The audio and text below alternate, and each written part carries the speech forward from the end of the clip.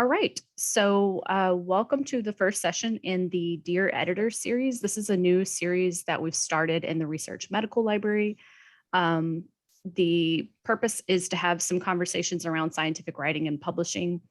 If you have future topics, please send them in because we want to hear about them. I'm Larissa Gann from the Research Medical Library. I'm a medical librarian, and this is my colleague, Erica Goodoff, and she is a scientific editor also in the Research Medical Library. And today we are going to talk about co-authorship. I wanted to let you know that we did start a team so that we can continue the conversation in teams, and I can share that with you as well. And I will also share a handout and the slides afterwards. So as long as you registered, I have your email, I can send that out afterwards as well. We are doing a webinar format today, which means you can't unmute yourselves. The reason we decided to do that was because we wanted people to be able to ask questions anonymously if they wanted to. So you can use the Q&A panel to do that if you'd like. So I guess we can get started. So I'm going to do a poll first. I'm going to launch this one. Hopefully you can see the poll okay. So the first question is, what is the current record for the largest number of contributors on a single paper? I'm going to give you a couple of seconds to answer this one, just for fun. We did have people submit questions ahead of time, and someone did ask about how many authors can be on a paper. So this poll, is hopefully going to be helpful.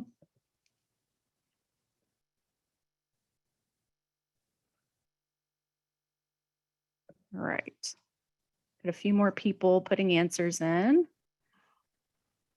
So this was the current record as far as I could find. It's possible that someone has blown this out of the water since we got this, but.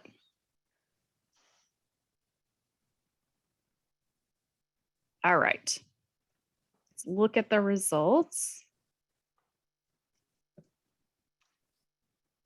Okay, so the answer is 5,154. There was a paper published in Physical Review Letters, which is from the Journal of the American Physical Society, that had over 5,000 authors.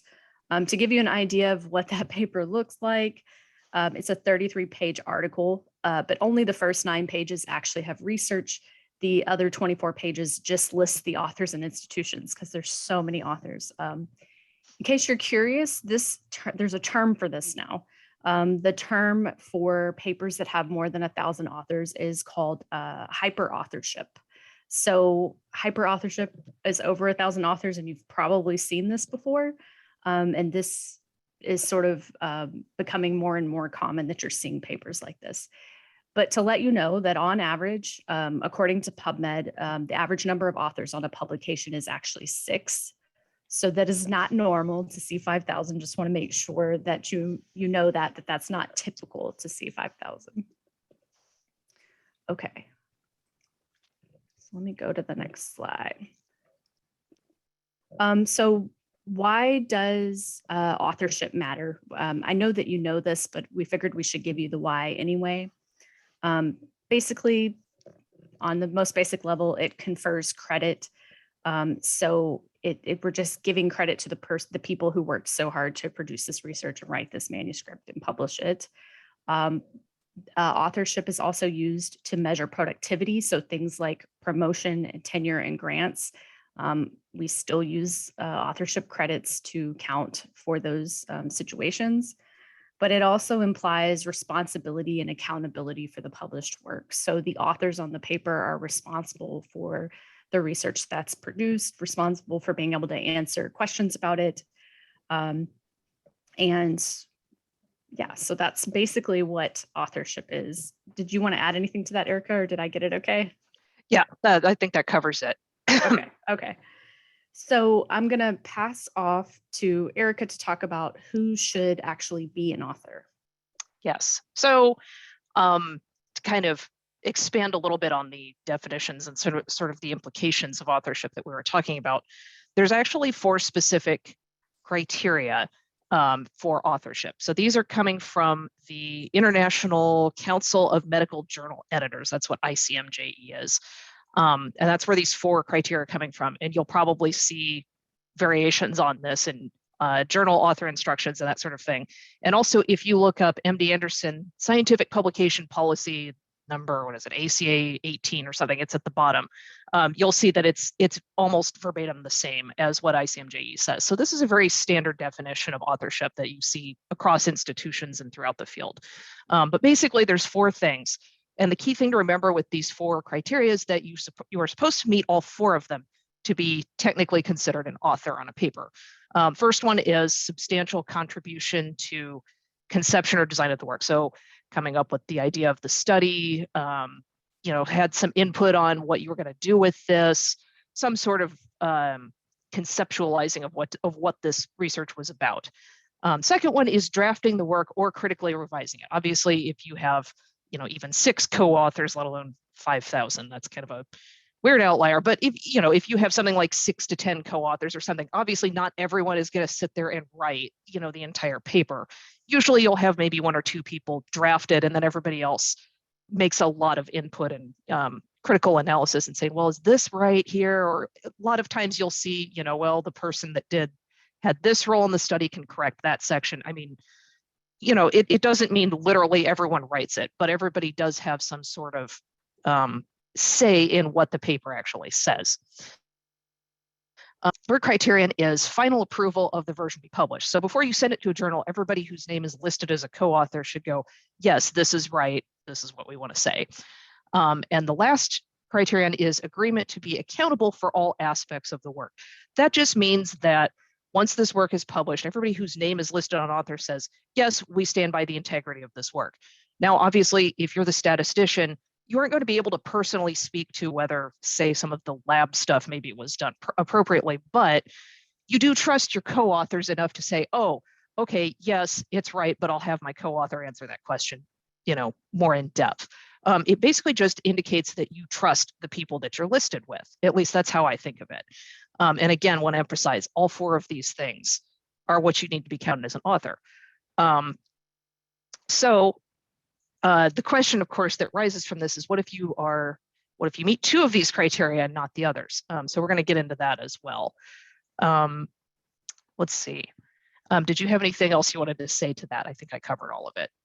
Yeah, I think, and I think we're going to talk about this on the next slide, but one of the things we wanted to mention was that some of the journals now, and you may have experienced this already, they request that authors actually submit their contributions when they're publishing, and they actually publish those now in the final manuscript. So that's becoming more and more common. And we do get questions about that sometimes where people say, what are the contributions? So that brings us to our next slide. So again, many journals are requiring you to indicate not only who authored the paper, but what was your actual contribution. So they don't want people to just slide by and get in the author list. They want you to say what your contribution was. So they include those contributor roles in the final publication in order to make the contributions of the authors transparent to the editors and to the readers. So one of the initiatives that was started was this credit taxonomy, which stands for Contributor Roles Taxonomy. It was developed in 2012. It was a collaboration between the Wellcome Trust and Harvard University. The goal of the credit taxonomy was to give some common types of contributions to scholarly work in the biomedical field. So these were the 14 contributor roles that they came up with. This is probably not going to match every single thing that everyone does, but this is used by most major publishers, including Wiley, Springer, Elsevier, Cell Press. The ones that we see the most here are using the credit taxonomy. So you may have already seen this. When you look at author guidelines, you may see the credit taxonomy. So they're going to want you to not only list the author's name and affiliation, but their actual contribution. So this taxonomy is available online for you to view. Beyond the contributor roles, you also want to consider acknowledgements. So not everybody's going to meet those 4 criteria that Erica listed earlier. And that's okay. There's room for you to acknowledge those individuals as well. So for instance, you might acknowledge a scientific editor for the work that they do to help review your manuscript. They're not an author. They didn't write, they didn't do the research, but they did review. And that's one, it's a nice way just to give a shout out to somebody, but two, it's a way to just be completely transparent and avoid, any perceived conflicts of interest. Okay. Anything you want to add to that, Erica? Yeah, no, that covers it. We can talk about what's on the next slide and kind of go into what happens when this goes awry. All right. So yes, you want to generally acknowledge anybody who contributes to the paper, whether or not they fall into the for authorship criteria or not. And that's why you have an acknowledgement section. And as Larissa was just talking about, a lot of journals nowadays are also requiring you to have a specific list of what each author did, as in author contribution sections. These can vary a little bit, but you'll see that credit taxonomy. Okay, it has to be done this certain way. Basically, though, the idea is you want to make sure that it's clear that each author meets those 4 criteria, and also specifically what they did. And these couple of things are what journals are trying to avoid having happen. Ghost authorship is when you have someone who makes a contribution to the manuscript, maybe even fits those criteria definitions, and whose name just is not on the paper. This can, be a mistake, but more often, it looks a little sketchy, if you're a journal. A common example of this that I've heard about in previous years is where you have, say you work for, a company like the pharmaceutical company or medical device company, and somebody writes the paper, but they're afraid that it'll look like it was all industry funded, industry sponsored, and it looks like, it might be slanted or something. So we're just going to leave that name off. But that looks even sketchier than if you just acknowledge, that you had this person, doing something that is okay. It is perfectly okay to have someone write your paper or work with a professional medical writer, but you want to make sure you disclose that. And usually that person in those sort of cases maybe wouldn't necessarily even fit authorship criteria and would be listed in the acknowledgement section instead. It depends on the situation. The point is, you don't want to have people contributing to the paper and just disappearing, just not being there. The other one that you sometimes see is this guest authorship or honorary authorship. And that's where you put someone's name on there to enhance the credibility of the paper, even though that person did not do a thing. Also sketchy. And another reason why you would put, why you would want to make sure you acknowledge people, and why we have things like this credit taxonomy to make sure that it's clear what everybody's contribution was.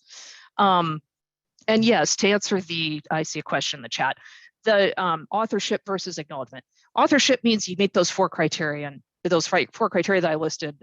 Acknowledgement means you maybe could have done a couple of those, but you didn't do all 4 of those things. So the example that Larissa gave was us. Well, actually, what we do, we're scientific editors. I do not have any final say in any papers that I edit. I can give you suggestions, and you may like all of my suggestions and agree with them, but once your paper is published, I don't have any say in the credibility of the work, and I didn't do any of the research, so I don't meet the definition of authorship. That's why I would be in an acknowledgement section, but not in an author list.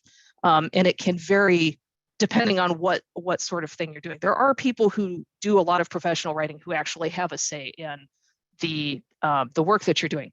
That's not my specific role, but it can be done. So it depends on the situation, but generally speaking, it just means author means you meet those 4 criteria. So, and yes, as we've shown, as you've seen, writing alone doesn't make you an author. But you do want to acknowledge that contribution as it's appropriate to do. So yeah, all of these are things that are just, the bottom line here is you want to list all of your contributors to your paper, either in authors or acknowledgements. And in some cases, there may even be another section of the paper that's like funding or disclosures or something like that, people who provided funding. That's just another layer of transparency, and that's what it's about. So the thing here, the key here is, disclose. That's really kind of the overall theme here. So, okay, now that we've talked about what authorship is, the next question is, and I think it's on the next slide. Let me Wait, make sure I answered. before we Did I move, miss? there's one Q&A question. Okay. Is providing mice or cells sufficient for meeting the first criterion of authorship? Providing mice or cells. Yeah, I would think so, because presumably you're providing the mice, and you maybe aren't the one doing the analysis, but you could. But if you made those other definitions, oh, they use them in an appropriate way. This makes it that that they use these mice in a way that makes sense. You aren't just going to go, here's some mice, I'm going to go run off now. Then you would be acknowledged, but you wouldn't be part of the study. So yeah, I think that probably would fit, unless you disagree.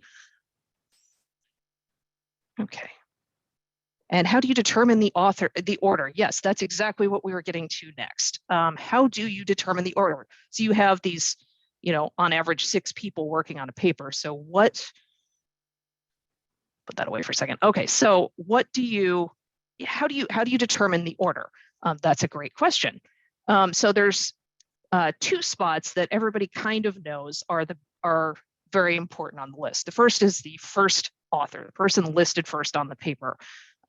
Generally thought of as the lead author, maybe the person who kind of came up with the study or took things, was kind of leading things, did a lot of the work.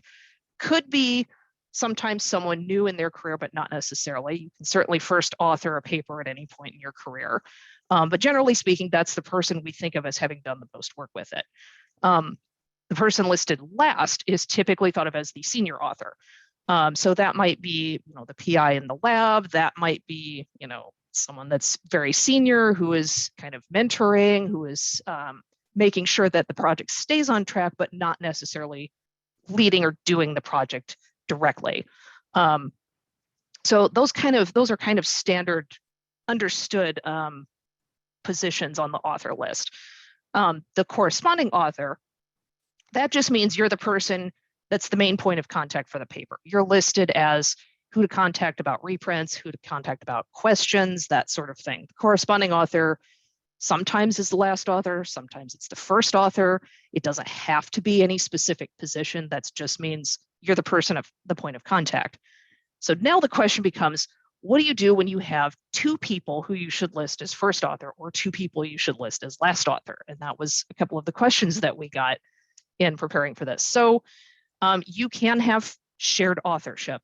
Usually how you see this in a journal article is there'll be asterisk or a footnote, and it'll say these 2 authors contributed equally to this work. And just to clarify, that doesn't have to be first or last author. That can be anywhere in the list. You could, maybe your 3rd and 4th authors contributed equally or something like that.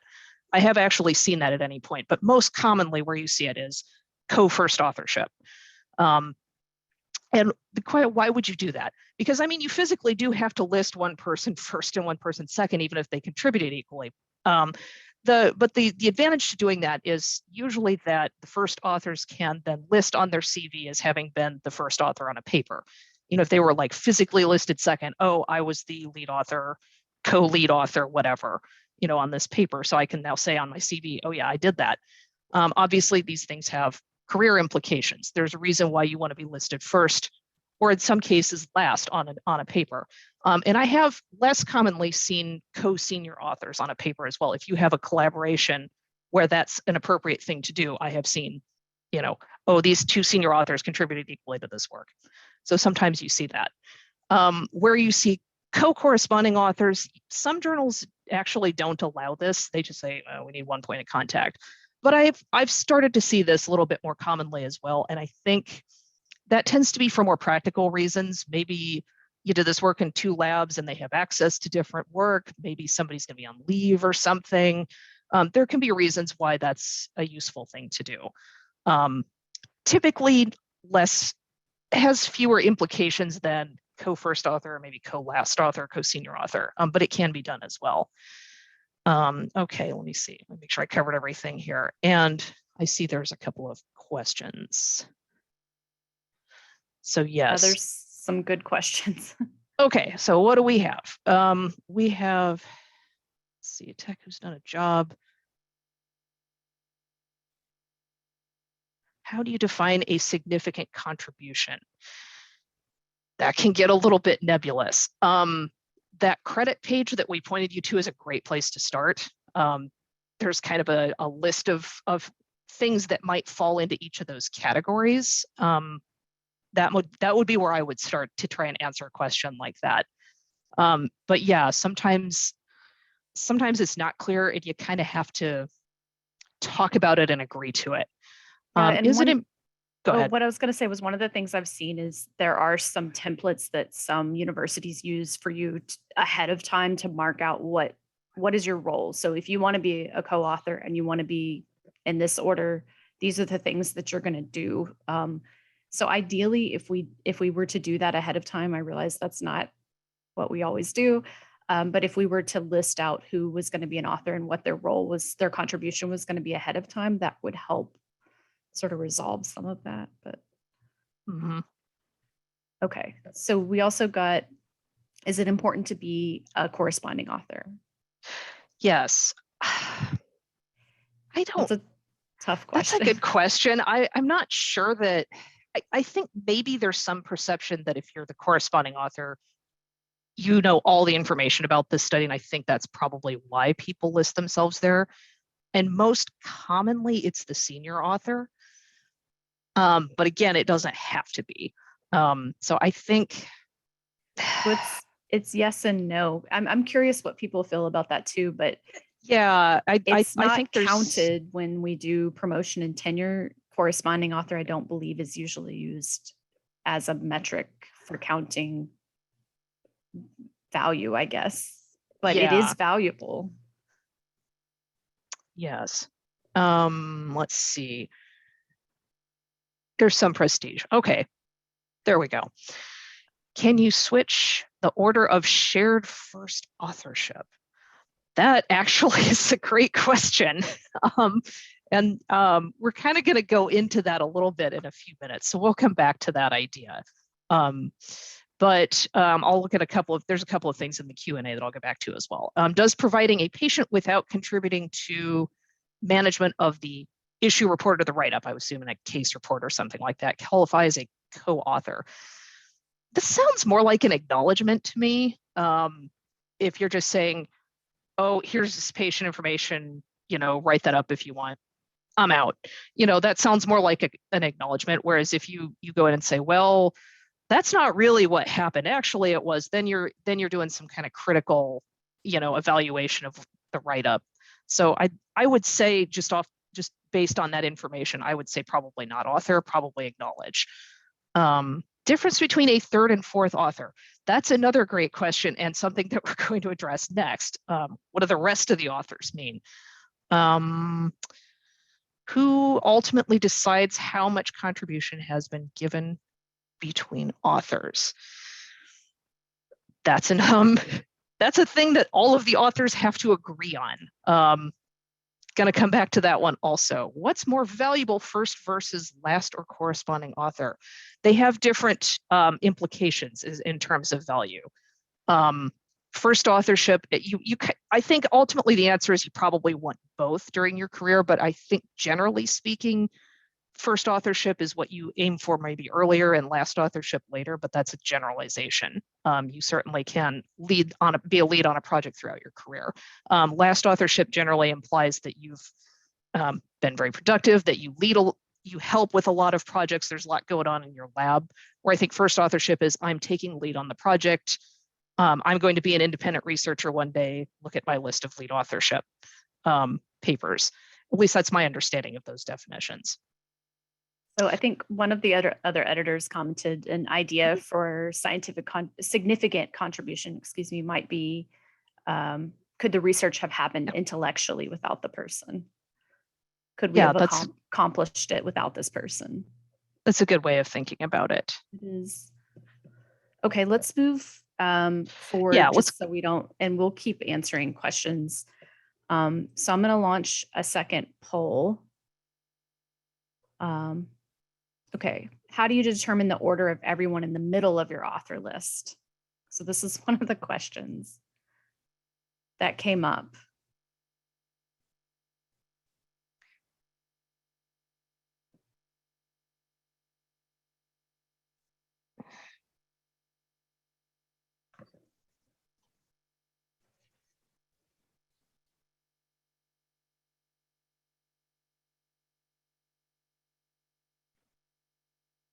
All right. I think we have a.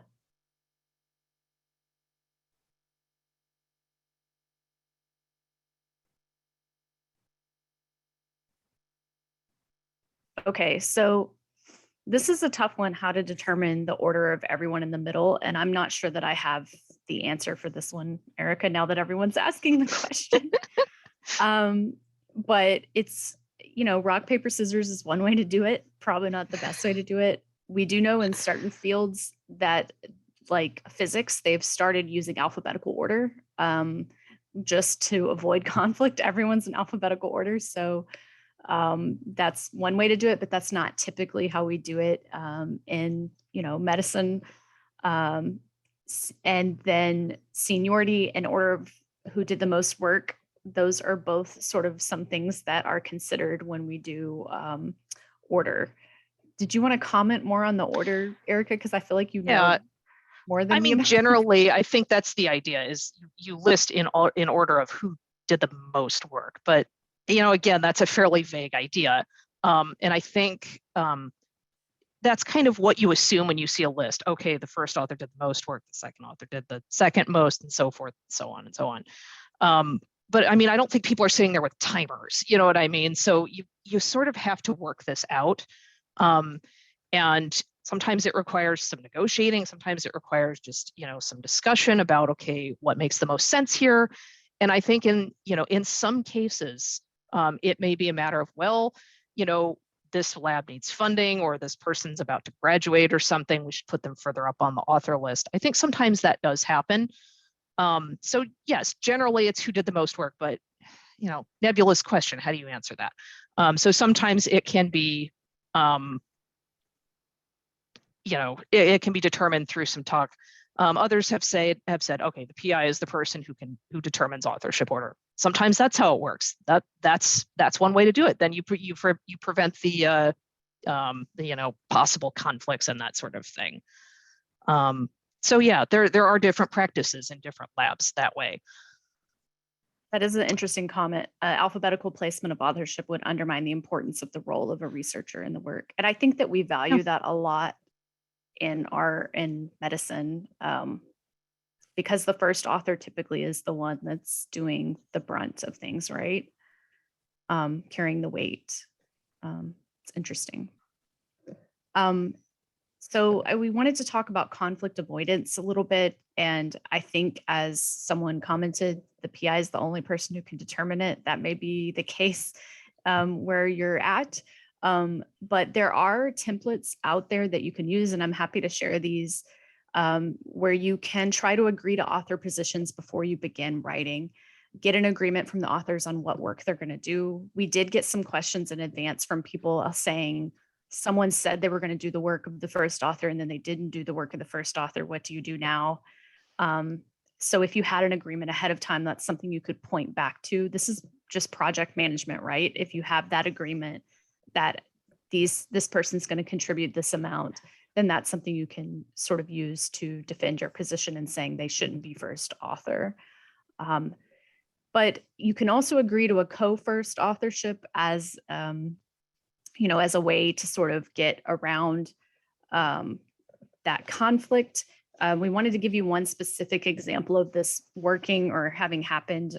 There was a blog post from Stanford where two researchers had decided that they'd contributed equally to a study, but they had to decide who was going to actually be listed physically first on the list.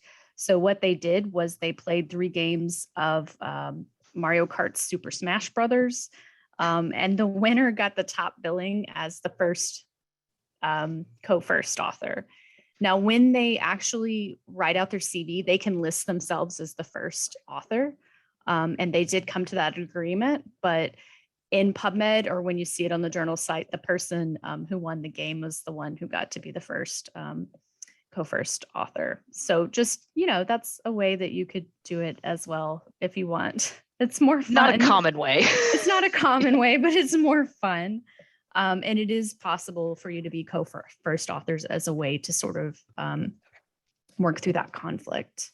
Right. There is also the ombuds office as an option. I hope that it doesn't get to that point for you that you have to have conflict resolution, but they do have some assistance with conflict resolution, and they actually have a session coming up where they're talking about conflict between co-first authors. So you might want to attend that, and I will share that afterwards as well. It's in February.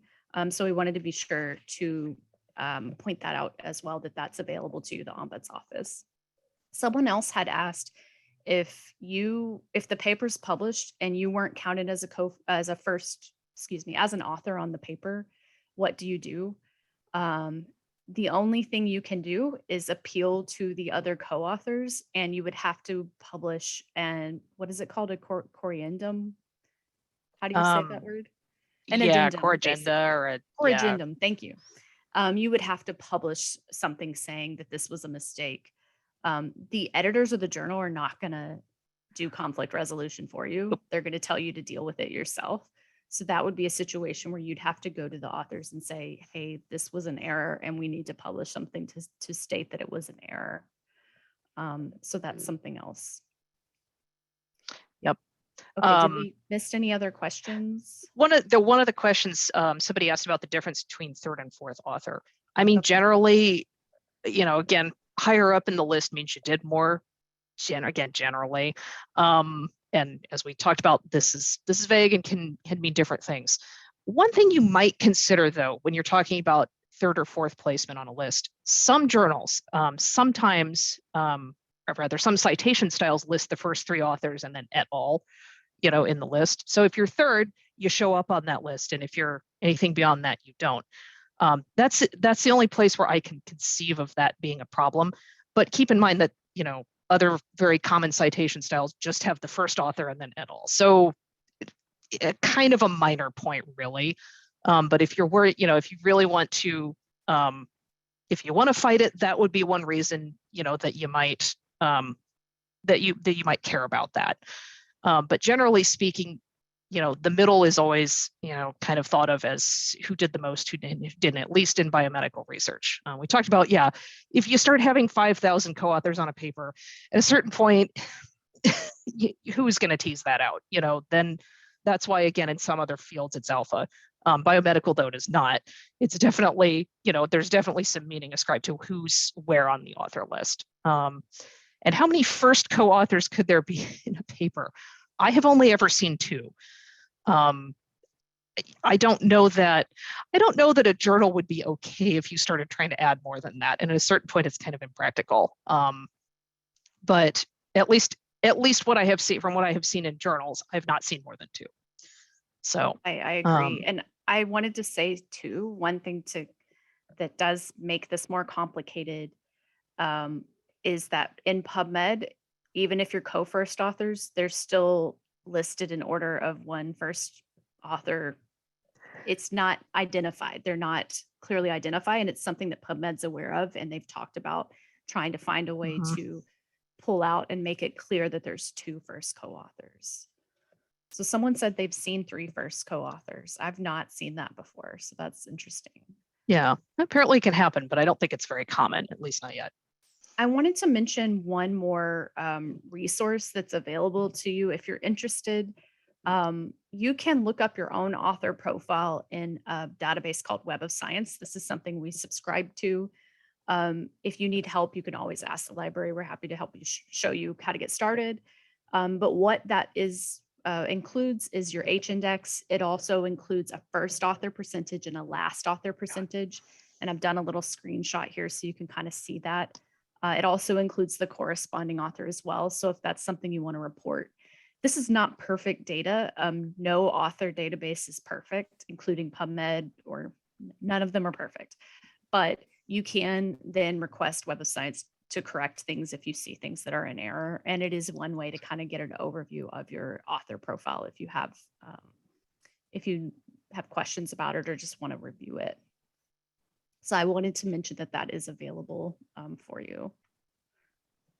Okay, so we had tons of questions today, and we had more that were submitted. What we want to do is we want to ask you to join the team on Teams. I can share the link with you as well. Let me make sure I share this. We are going to try to answer more questions there. We will keep them anonymous. If you submitted them ahead of time, I'm not going to say Erica's asking whatever. So we will keep those anonymous and try to continue to share information. We're also going to provide future sessions in this conversation series. So if you're interested in joining, I will be sure to share those with you. About once a month, we're going to provide a session on various topics around writing and publishing. Does anyone else have any other questions?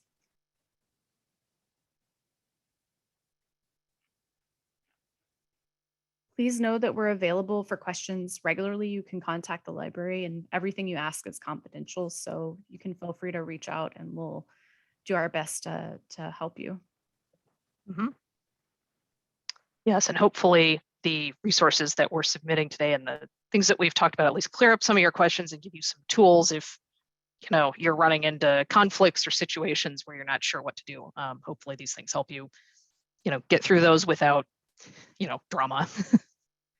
Yes, and I do have a handout and I will share it afterwards as well, but I'm gonna share it in the chat if I can find it for you guys as well with the resources that we mentioned. I have to find it in my list. To ask a question on a daily basis. That would be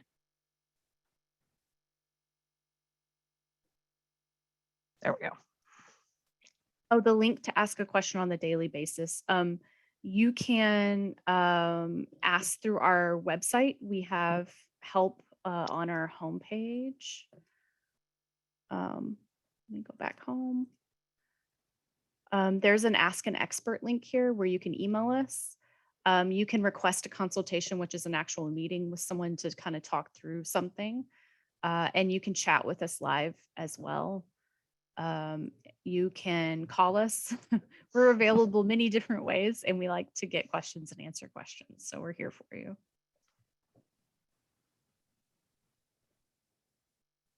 And I appreciate all the wonderful questions because it gives us more to think about.